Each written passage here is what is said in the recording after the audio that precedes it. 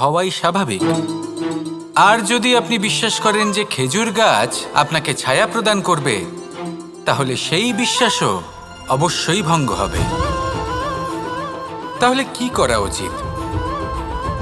চোখ বন্ধ করে যে কাউকে বিশ্বাস করার আগে বা যে কারোর থেকে আশা রাখার আগে নির্বাচন করুন যে কার ওপর বিশ্বাস রাখতে চান, কার ওপর আশা রাখতে চান।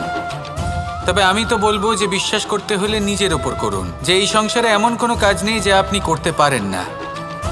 আর শুধু কর্ম করতে থাকুন আর ভরসা রাখুন ঈশ্বরের ওপর, যে উনি আপনার কর্ম দেখবেন আর আপনাকে আপনার কর্মফল অবশ্যই দেবেন, আপনাকে সাফল্য দেবেন। যদি আপনার বিশ্বাস অটল হয়, নিরন্তর পরিশ্রম করেন, তাহলে ঈশ্বর কখনোই আপনার আশা ভঙ্গ হতে দেবেন না। আসুন আর আমার সাথে ভালোবেসে বলুন, রাধা রাধা।